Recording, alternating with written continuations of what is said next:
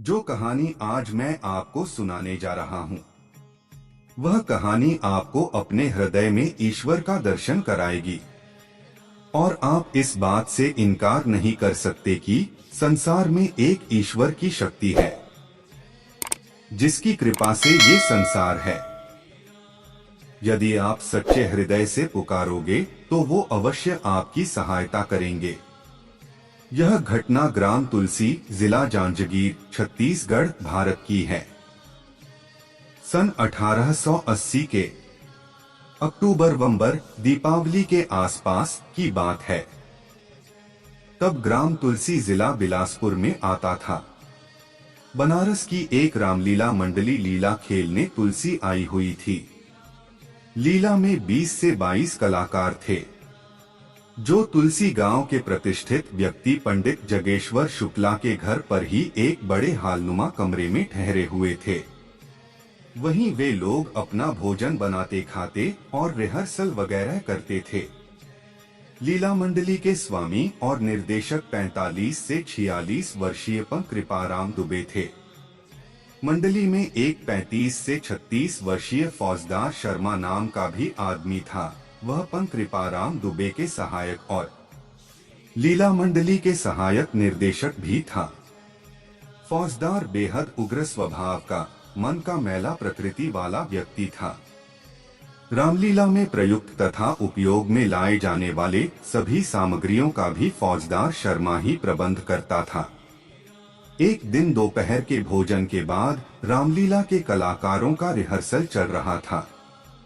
लीला मंडली के स्वामी निर्देशक कृपाराम दुबे ने फौजदार को सलाह और निर्देश दिया कि राम जिस शिव धनुष को तोड़ते हैं, वह धनुष पहले की लीलाओं की अपेक्षा नरम होना चाहिए, ताकि राम की भूमिका कर रहा 17 वर्षीय किशोर उसे आसानी से तोड़ सके।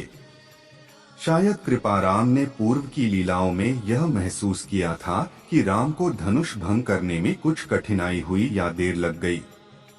बस इस छोटी सी बात का फौजदार ने बतंगड़ बना दिया। फलस्वरूप कृपाराम और फौजदार में काफी कहासुनी हो गई।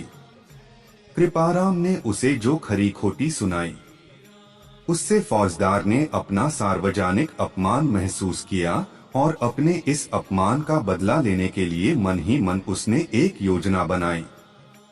फौजदार ने न केवल कृपाराम का बल्कि उसकी रामलीला के भी मखौल उड़ाने की एक तरकीब सोच ली। अगले दिन की बात है। उस रात लीला में राम के द्वारा धनुष भंग और फिर सीता स्वयंवर का ही दृश्य खेला जाना था। लीला में राम जिस शिव धनुष को तोड़ते थे, उस धनुष का निर्माण और प्रबंध फौजदार ही करता था। वह इस धनुष का निर्माण करता था एक अत्यंत लचीले बांस को मोड़कर तथा उस पर धान के सूखे पत्ते व फिर रंगीन कागज लपेटकर धनुष का निर्माण होता था, ताकि राम की भूमिका कर रहा 17 वर्षीय किशोर आसानी से वह शिव धनुष उठा भी सके और तोड़ भी सके। लेकिन आज की रात तो वह अपने बॉस कृपाराम को मजा चखाना और उसकी लीला मंडली का सार्वजनिक अपमान भी कराना चाहता था। इसलिए उसने एक चाल चली जिसकी उसने कानों कान किसी को खबर भी नहीं होने दी। फौजदार ने अपने मेजबान जगेश्वर शुक्ला से किसी काम का बहाना लेकर लोहे का एक छड़ मांग लिया। फिर वह पड़ोस के मिसदा नामक गांव चला गया। वहां के एक लोहार से उसने वह लोहे का रॉड धनुषाकार में मुड़वा लिया। फिर किसी एकांत स्थान में जाकर उस धनुषाकार लोहे के ऊपर रंगीन कागज लपेटकर उसने आज रात की लीला के लिए शिवधनुष तैयार कर लिया। फौजदार अपने डेरे में वापस लौटा और उसने वह शिवधनुष कहीं छिपाकर रख लिया। जब रात को लीला शुरू हुई तो फौजदार ने वहीं रंगीन कागजों से लिपटा लोहे की रॉड से बना शिवधनुष चुपचाप रंगमंच में ले जाकर टेबल पर रख दिया। पंक कृपाराम दुबे रंगमंच के बगल से ही हारमोनियम पर बैठे हुए थे और दृश्य के अनुरूप रामायण की चौपाई, दोहा, सोरठे गाबजा रहे थे। फौजदार पर्दे में छिपा तमाशा देखने के लिए उत्सुक था। समय आने पर विश्वामित्र की आज्ञा पाकर राम धनुष उठाने के लिए खड़े हुए।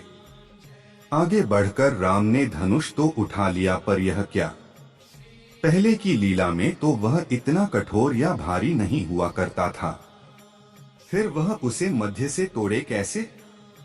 अभी कुछ देर पहले रावण तथा अन्य दिग्गजों का यहाँ जो अपमान हुआ था, क्या वही राम का भी होने जा रहा है। राम ने कातर नेत्रों से हारमोनियम बजा रहे कृपाराम की ओर देखा। राम से आंखें चार होते ही दुबे भी समझ गए कि दाल में कुछ काला है और राम बड़े संकट में हैं। राम धनुष उठा चुके हैं। सामने बैठे अपार दर्शक समूह उत्सुकता से राम के द्वारा धनुष भंग की बेसब्री से प्रतीक्षा कर रहे हैं। ऐसे समय में पर्दा गिरना भी बड़ा ही अशोभनीय होता, यानी राम की कमजोरी को ही स्पष्ट रूप से पर्दे से ढाकना। पण कृपाराम दुबे ने सच्चे हृदय से भगवान राम से प्रार्थना की, हे प्रभु आज लाज रख ले। कभी कृष्ण के रूप में तुमने द्रौपदी की लाज राखी थी, आज मेरी और तेरी लीला दोनों की लाज रख लें। आज तुम्हारी परीक्षा है भगवान राम। यदि इस परीक्षा में तुम असफल हो गए तो मनुष्य कैसे सफल हो सकता है। हे राम, लाज रख ले, लाज रख ले, लाज रख ले। पण दुबे के हाथ अद्भुत रूप से लगातार हारमोनियम पर थिरक रहे थे और तबला वादक भी वैसा ही उनका साथ दे रहा था, वैसा ही मजीरा वादक भी। हारमोनियम, तबले और मंजीरे की संगति में दर्शक भाव विभोर होकर खो गए थे और पण कृपाराम दुबे भी खो गए थे सच्चे हृदय से राम की भक्ति में। उनके मन और मस्तिष्क राम के चरणों में लीन हो चुके थे। उन्होंने रंगमंच के राम को नेत्रों से ही निर्देश दिया, धनुष खींचो, और भाव विभोर होकर गाने लगे। तभी रंगमंच पर बिजली कड़कने की सी एक टंकार हुई और अगले ही क्षण राम के हाथों में शिवधनुष टूटकर झूल रहा था। दर्शकों के मध्य चारों ओर करतलध्वनि होने लगी और तालियों की गड़गड़ाहट से लीलास्थल गूंज उठा, मानो आज यथार्थ का शिवधनुष ही राम ने भंग कर दिया हो। पण कृपाराम का नाम आज सचमुच ही चरितार्थ हो गया था, यानी राम ने सचमुच ही आज उन पर कृपा कर दी थी।